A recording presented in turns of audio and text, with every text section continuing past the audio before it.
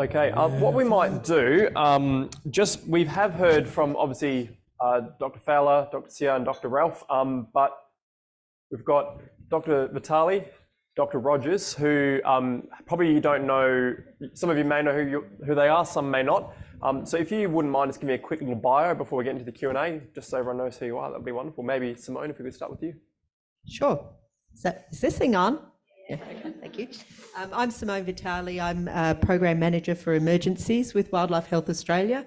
So you would have heard Shana speaking this morning, and so I work with Shana.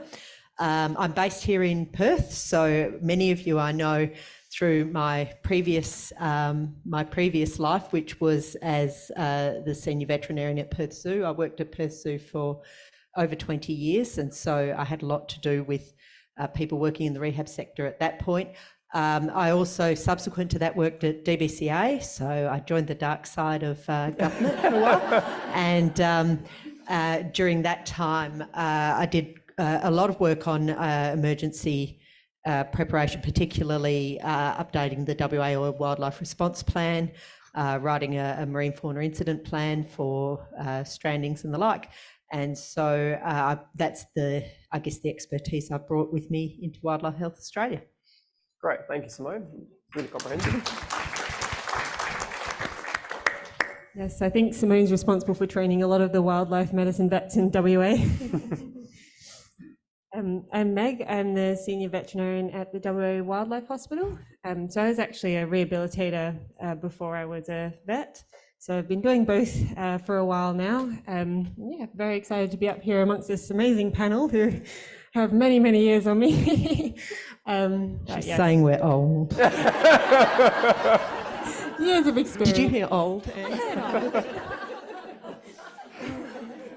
Right, no, I have a lot of respect for all of my colleagues in the wildlife rehabilitation industry and also those in the veterinary industry. So it's been an interesting ride, and it's great to be able to bring the perspective from both sides and try and bring all that together. So I don't know if there's anything else to... No, thanks, Meg. Meg's a vampire. She's looked like this for the last 15 years. She doesn't age, so...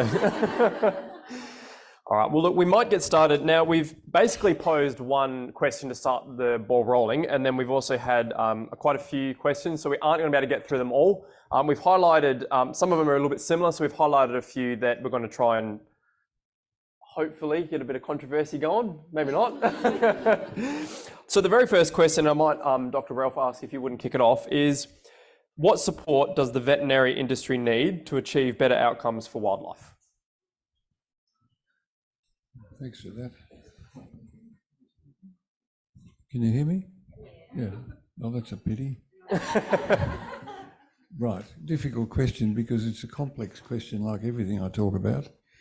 Basically, I think that having been doing this for about 120 years, the thing that becomes apparent to me often is that, first of all, we need to recognise that there is a problem. And then what's the best thing to do about it, which is, number one, we need all, and I'm sure most of us do, but we need all to respect our patients, because that's the critical factor in the way we then behave. And I strongly believe that that's where we sometimes fail, because it all gets too busy and it's the middle of the night and the trucks are trying to kill you and so on. But generally speaking, respect and compassion for our patients goes a long way. And then it leads down to what happens thereafter, after the patient rescued and is treated and given emergency management and heads off for definitive veterinary management. The thing that then happens is that there's a disconnect sometimes between the non-veterinarian and the veterinarian. Now, I'm not picking on anybody, but it seems to me that what's then happening is that people have so many different ideas and levels of interest in all of this that people don't tend to get on. And this involves also not just the people who are doing the hard work, dragging critters off the road or out of the fire, but the coordinators of groups have a really big responsibility to, look after these patients to the best of our ability and to not preclude that activity by interfering with the process of the carer rescuing the patient and then taking it for definitive care. And I mention that because it happens not infrequently. And the final consequence of that is that people get upset about it, and some people get so upset they leave and they don't do any more caring, which is a terribly sad event. Others end up being bullied by somebody in the system, and that's also a pretty bad deal. And the veterinarians who are involved in this sometimes say, look, I can't stand this anymore, I'm being bullied and harassed and everything, so they stop treating wildlife. And so we've lost out on all sections. So I guess the final thing I would say is that we need to have respect for each other. You do what you do, I do what I do, and the two of them work together to get the best outcome in terms of compassion, empathy, and respect for the patient.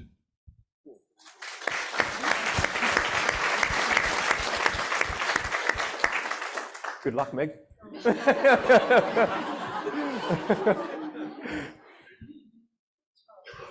Same question. Let's see what you can all spin on that. No, and we've got quite a few veterinarians up here with very broad different experience with wildlife, and it's a really hard question. I think how Dr. Howard Ralph has answered that question very well, but I'm sure there's other opinions. So we just want to get the collective feedback from all our panelists. Yeah, I'll probably go a lot more into this in my talk because that's sort of what this training that we've recently done has been all about, is kind of scoping out from the veterinary industry what needs they have, both from the wildlife rehabilitation community, but also from just members of the public, rehabilitators, like what resource they need to be able to treat wildlife. Because the reality is, in Western Australia at least, no one's paid to deal with wildlife. No one's paid to look after all of the animals that are coming into care. And while there is this perception that vet clinics, they're out to make money, they're charging exorbitant fees, like it's not the reality. Like, these are small businesses that are just trying to survive. I work in small animal GP clinic as well, so I understand the vet's perspective. If you're busy flat out with consults and you're in a vet clinic that's not set up to deal with birds and reptiles and you don't have the equipment that you need, it's very challenging. So, I mean, people need money, they need designated time to deal with wildlife, they need the equipment to be able to even just manage wildlife in a veterinary setting, because often they won't even have a hot box or an incubator or something that they can put the animal in. So it either takes MacGyvering, which takes time, or it takes a designated setup, or they just have to offload it to another vet clinic and another vet clinic and another vet clinic. And the reality in Western Australia too is there's not a lot around that will treat wildlife either. And those that do are very few and far between, or just concentrated to the Perth area. So there are a lot of other challenges that they face. But I think the big one at the moment, which I'll be focusing on in my presentation, is training. So as I said, the lovely Simone Vitale has trained many, many vets over the years. But unfortunately, what's happened recently with COVID and with a lot of university curriculums and things is they've lost a lot of their international students. I know Murdoch University has, and their curriculum has since changed. A lot of different courses were cut, and one of the first ones to go was, of course, wildlife and conservation medicine, because it's not considered a critical component of the training. So from what little piece of training we had in the curriculum before, it's now even more limited. So there isn't a lot of training for vets in how to handle wildlife and how to treat wildlife.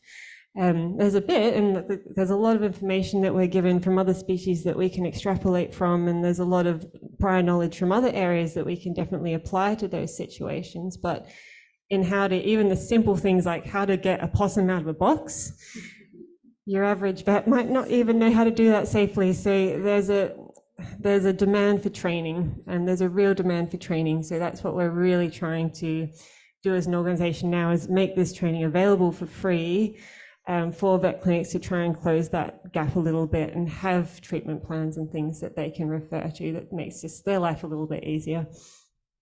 Great, no worries. Thank you, Meg.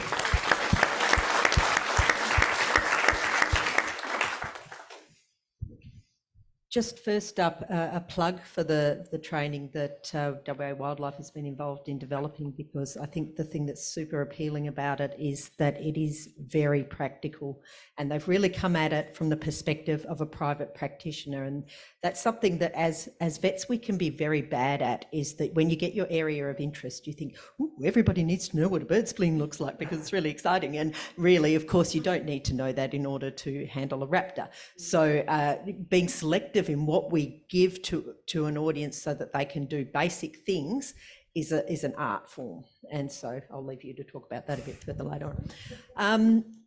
I think one of the things that I think, just building again on what my colleagues have said, from my perspective, I feel that our involvement with wildlife, we need to be clear about what we're there for as agents who care for wildlife, whether that's rehabilitators, vets, vet nurses.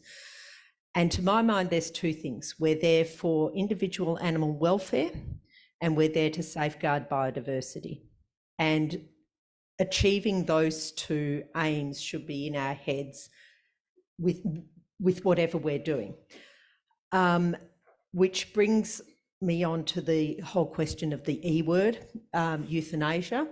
I think as a group, wildlife veterinarians are getting better at articulating how euthanasia fits into a good welfare paradigm, and that euthanasia is a welfare decision, particularly for wildlife. And one of the things that's helping with that is the way that we are now couching wildlife welfare in terms of the 5 domains. So we think about, what does positive welfare look like for wildlife?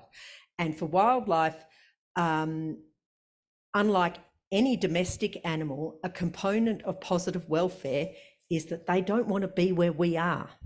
And they don't thank us for our help. They're scared of us, they hate us. And so we need to really keep that in our minds when we are managing these animals and thinking about their net welfare, because everything we do for them is stressful. And I know you all know that. It's a space we all play in. But to really be able to bring home to people that that's why we need to be careful about the way we manage wildlife, why it needs to be done by people who are trained, why it needs to be done by people who understand what's going on, why it is not okay to leave an animal in a private vet clinic for 5 days until the vet who knows something about wildlife can look at it. All these things are related, so that understanding of welfare is really important. And I endorse what was said about training, absolutely important. I also think that there's a lot more that we could do to keep really strengthening those bonds between veterinary skills and rehabilitator skills.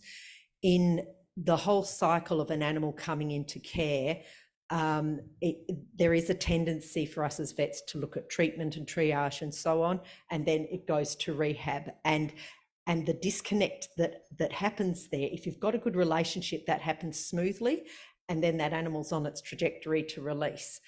If that doesn't happen smoothly, or somebody up the line is not aware of that, having that strong relationship there makes a huge difference to that overall chain of custody and care of that animal and the welfare of that animal, if we have good relationships, I think.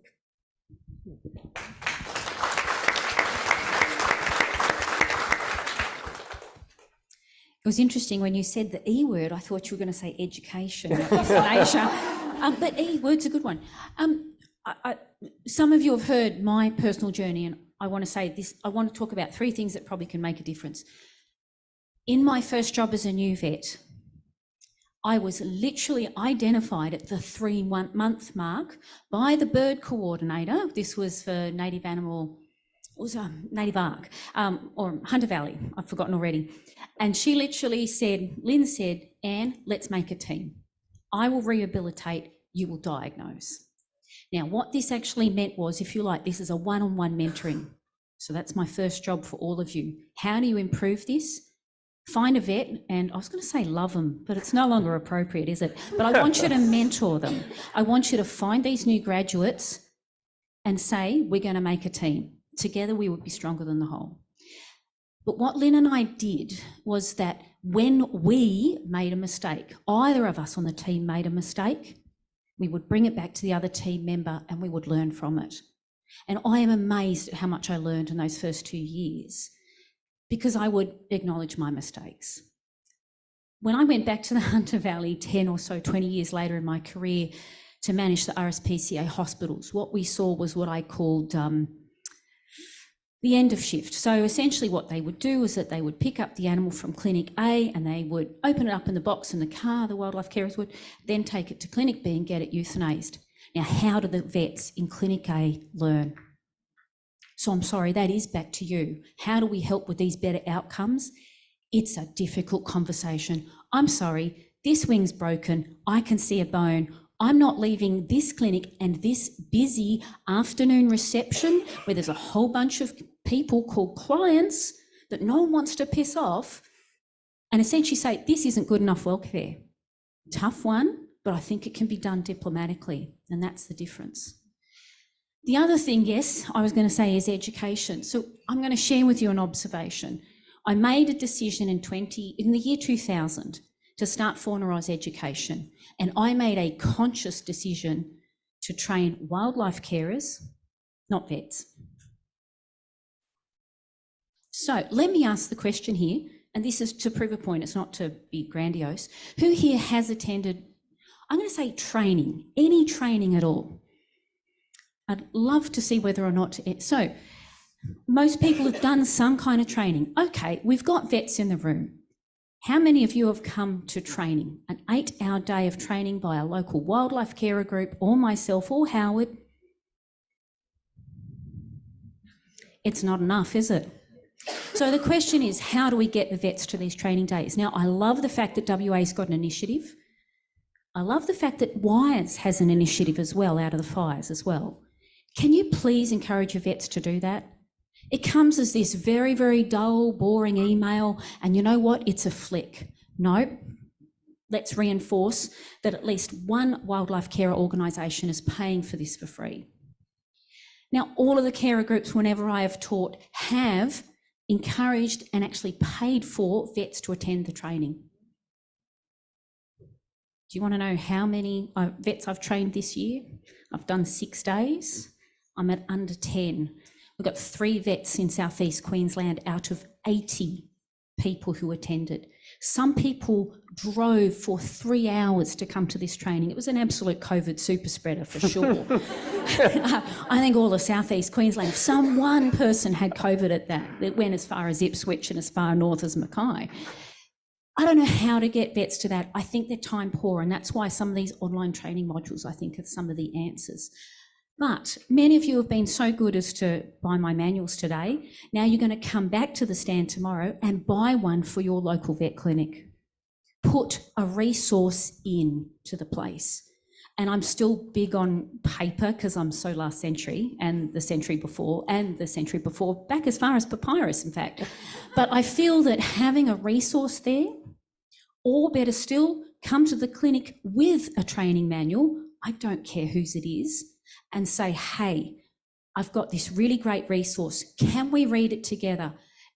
You know, I've collected all that garbage after my name. So you can say, well, look, this person seems to be full of a lot of hot air, but they might know something. Here are their suggestions. And then you're collaborative. So turn up with the answers to help them, because those new grads feel shy and don't feel that they have the knowledge. But if you can help to feed them, then they will be better at this. Great. Over to you.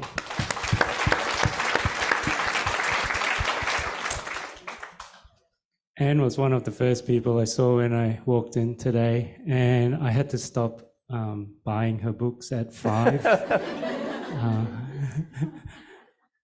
When you all go out of here and you look across the river and you look to the east, you see the mountains, and that's where I worked on Wednesday at a clinic. So I wear different shoes. I have one.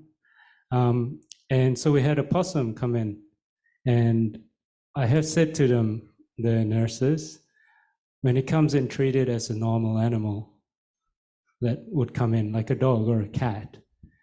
and register it, write it up on the board, make sure the vet knows it's in hospital, triage it, get me out of consult so that we can, deal with it as it comes in. It's no different than a dog or a cat. So I acknowledge that how it's talked about respect for each other, for the animals, but actually as vets, we are duty bound to alleviate suffering, okay, in animals. So we're duty bound. Don't let any of your vets get away shirking that duty, okay? They know that, they know this.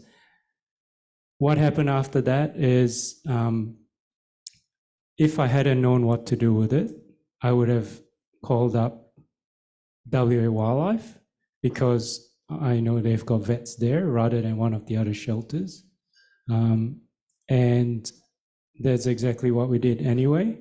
So it got its first aid treatment, it's got its assessment, however basic or uneducated that might have been.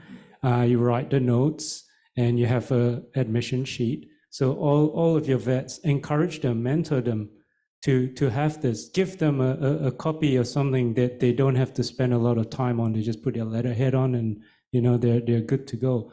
And then I had somewhere to bring it for the night because it did need intensive care. So I brought it down, and they're open till 7. So, that's really past what most vets are open for. So what I'm also saying is that what do vets need? We need hospitals that are staffed by specialists, vets, and other staff to be on hand to help us. However, that can be the future. That hasn't always been the case. It's certainly not the case in Southwest. So we're working towards it. But what do we do in the meantime? Why do vets not show up for the free education that's offered to them? It's always a matter of the time and the money and the personnel, and it really is about interest.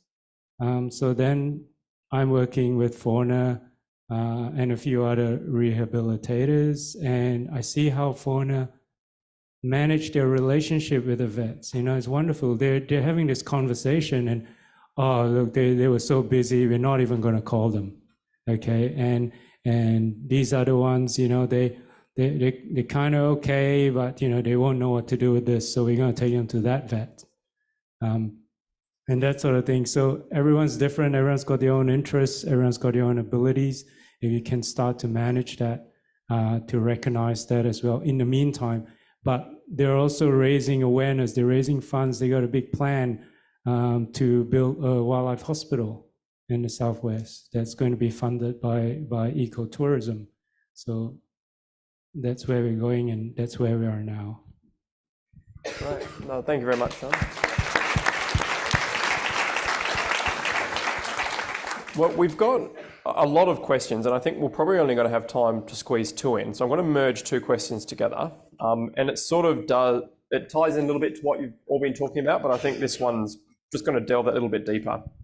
So one of the online questions was, what are your thoughts about the disconnect and conflicts in the working relationships between vet professionals and wildlife carers, and what can be done to improve it? And the other question was, what are the main things vets and rehabilitators disagree on? So we can sort of merge those questions. What are the main things vets and rehabilitators disagree on, and what are the main conflicts between vets and rehabilitators, and potentially what you think the solution might be? And maybe if we just keep each answer to about 2 minutes, just so we can squeeze in a third question, would be great. Matt, start with you again. Dr. Ralph. Oh, me. Sorry.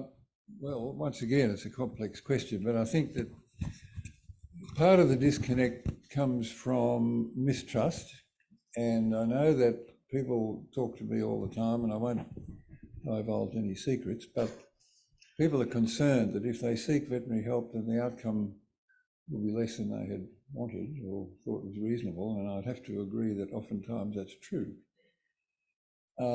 At the same time, when people say, oh, vets know nothing, that's obviously rubbish, because they've been studying for years to learn things, and most vets are, well, all vets are well qualified to do what they do, and they know a lot about medicine, surgery, etc.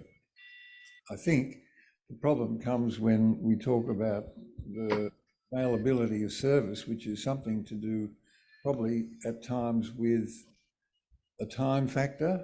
There is a financial factor, but I have to say that we've been running Southern Cross for 25 years and we don't get any government funding, and we still treat all our patients to the maximum of our ability.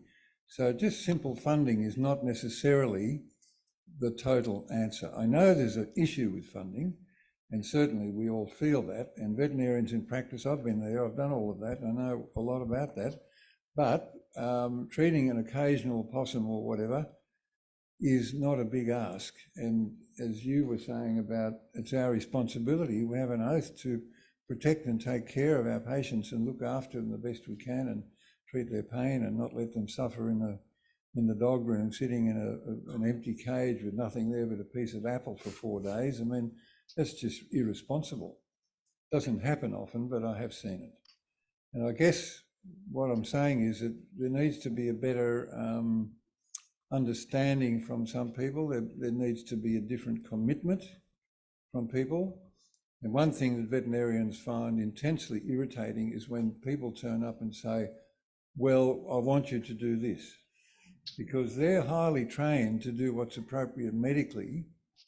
And what they don't need is a lesson on how to manage an anaesthetic or a burn. It really just puts everybody off. So it's this matter of a mutual trust, and we really at Southern Cross, we trust our carers and we all work together to the best outcome. So, learn as much as you can. We all need to do that, my profession as well. And we all need to apply the basic principles of animal welfare comes first. Our patients are the most important. We need to respect them and have empathy and compassion. Right.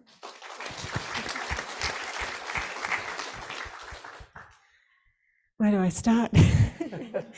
Well, you've only got 2 minutes. There's definitely a disconnect. I think that's not something that's really up for debate, unfortunately. And I can definitely see where it's come from. We've got rehabilitators that haven't necessarily had a formal standardized training, that have got lots and lots of experience with different species and different rehabilitation and treatment techniques, but then don't necessarily have the medical knowledge, but are trialing things on Facebook and then only coming to vets when everything's horribly wrong and has no chance of survival, which is something, it doesn't happen all the time, but I have seen it happen sort of time and time again. And then you've got vets that are often just, as we all have said, they're just time poor, and there is a bit of a crisis in the vet industry for staffing at the moment as well, so everyone's even more under the pump than they usually have been. And when you've got vets that are trying to manage these cases around their regular patient load, I know that can make things a little bit challenging, but that doesn't absolve them of their responsibility towards the wildlife either.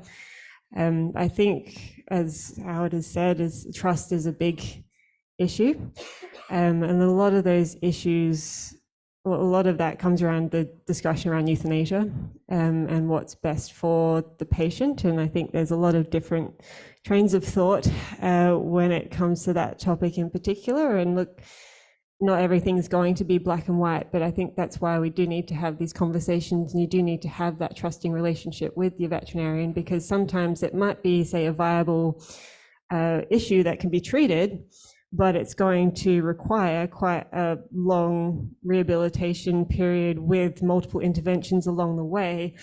But if the vet doesn't trust that that rehabilitator is going to give the medicine, come back for the reassessments, and is not just going to disappear off the face of the earth and tell the other wildlife carers that didn't know what they were talking about because the animal died, and then that feedback wasn't given back, then of course that's going to create a negative situation as well. I think something that we also need to be quite mindful of is social media and what's put out on social media as well. I have had vets calling me crying because they've gone to attend a kangaroo after hours that's been brought to their vet clinic. They're an equine vet. They have no idea what to do with this animal, but they gave it a go. It was choking, it was not a good situation. It sounded like it ended up in myopathy, but they did the best that they could in that situation. The wildlife carer then blamed the vet for not doing something properly, slandered them on social media, harassed all of their staff, was repeatedly calling them, reporting them to the vet surgeons board. And of course, that vet clinic's going, well, we're not going to see wildlife anymore if this is what we have to deal with. So I suppose as rehabilitators too, look, we acknowledge that there's deficits on both sides, and no one can know everything about wildlife because it's such an evolving area of medicine. It's just constantly changing. But there does need to be that mutual respect. And if there is an issue that crops up, have a conversation about it. Don't go straight to blasting social media or, sniggering with the other wildlife group that this vet didn't do this properly, because it's not going to help anyone.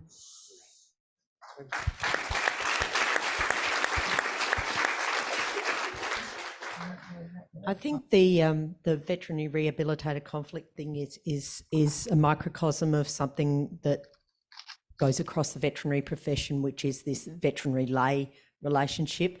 The mental health issues we're seeing in the veterinary community, the high suicide rates, excessive levels of perfectionism, task-oriented desire to do things to the best ability, all of these things contribute to what we see play out in the veterinary rehab relationship as well.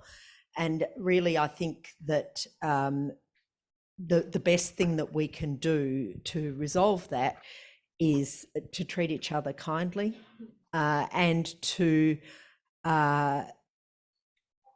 do our best to develop relationships in peacetime, because the time to be developing a relationship with your vet is not 8 p.m. of an evening when you've driven for ages to get this kangaroo to them and they're just shutting up and they say, can you wait a minute? And you say, no, and everything spirals out of control. We know, and we saw in the bushfires, and it's been well documented from the bushfires, how high emotion just ended up in poor welfare outcomes for animals. And so I guess, again, coming back again and again to what are we here for? We're here for the best welfare outcome for the animal. And sometimes, and often, that's going to be biting your tongue and being nice when you really wish you could just punch somebody in the back. And those sorts of things, and reminding ourselves, we got to walk away from this because I'm going to get shitty, and that's not going to end well, and part with no hard feelings. Those things are really important. So treating each other better as humans is unequivocally going to end up with better outcomes for welfare for wildlife.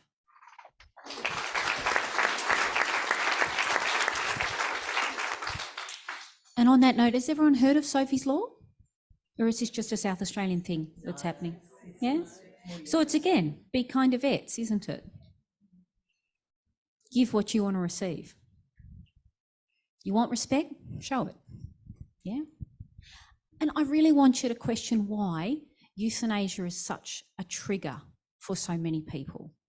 I can understand it across cultural reasons, religious reasons. Gordon's worried every night he's going to get tontine therapy applied. He's breaking down, mate. I got a younger model, but just wait till the inheritance comes through. That's what I keep saying. So why is euthanasia such a trigger? Is it because you put that time and effort in? Or is it, as I keep finding, is that you don't understand the learning that we've had? You haven't had the education to know that I've seen that 20 times. I tried to invent the wheel 10 times and it broke every time. The right decision is death. Why is that such a trigger? It is interesting, I find that when I start educating a group of people and we begin the day and I start to show them what I euthanize, I get 100% acceptance. And yet we leave that training room, and I think you're right, it's about the emotion that, yep, you've put hours absolutely in, and the best outcome is death, and it feels like your effort's in vain, but turn it around. You actually saved further suffering. You allowed us to help them. And I think that's really powerful, isn't it? And please remember that we never make the decision to euthanize lightly. I have never made that decision on convenience. I have made it on a species status because we have a requirement to euthanize ferals. But of course, in our clinic, they're allowed to join the cycle of life. And that's powerful because I'm paying attention back to nature. I'm not allowing anything to go to waste. We need another freezer because there's so much that is being saved for educational or for feeding purposes. But please remember that. It hurts you to have the patient euthanized. It hurts us. That's why 4 times the suicide rate. That's why we're not retaining vets. Can you help us to make that euthanasia decision easier? Or are you going to drop your guts and have a hissy fit and act like a child? It's just a choice you can make.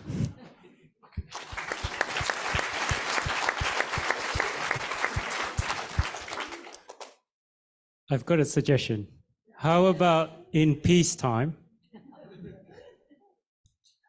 you coach your vets about how close you are to these animals that you bring in? Because they know what it's like for someone's dog or someone's cat or whatever. And as a vet, you don't just go, "Oh yeah, mate, she's cactus." Or, "I'm not really sure what to do, but it looks pretty bad, so out the back." You know, we don't do that with dogs and cats, but maybe we do with wildlife.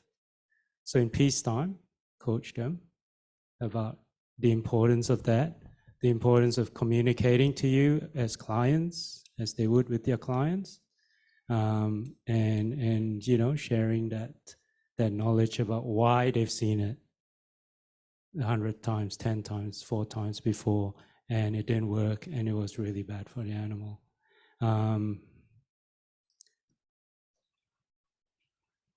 Yeah, and the other thing is, if the relationship is soured, there is no peacetime, so you can't have that conversation with them.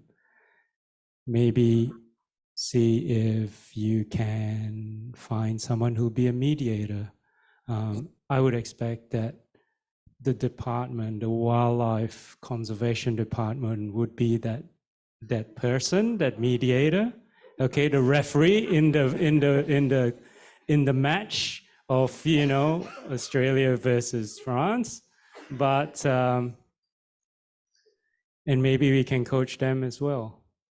You know, we just have a look around, and I'm happy to help. Like personally, I'm happy to help anyone who would like to improve their relationship with their vet. So my email's on the proceedings. So yeah, just get in touch or come and talk to me, whatever it is. Thank you. Thank you. All right, look, we have actually run out of time. Quick show of hands though, who has actually found this segment of the conference helpful in terms of building relationships? Fantastic, hey, let's give that a round of applause. And so on that note, we obviously want to thank the panelists because, you know, this could have gone 2 ways. We've got like 4 security guards behind that curtain. No, look, it's essentially 180 on 5. You know, it takes a lot of effort for 5 vets to come up here and be quite candid and address the white elephant in the room and say, these are the problems. This is how we're affected. And the alternate side of this would be we would also then have, you know, 5 rehabilitators up here to share their side of the story. Unfortunately, we just don't have the time for that. But I think, you know, it's definitely something that all of these panelists are aware of, and they understand that there is also 2 sides to the coin, and you're sharing yours through different presentations. But I think the key is we need to get those messages out to other veterinarians who maybe aren't at the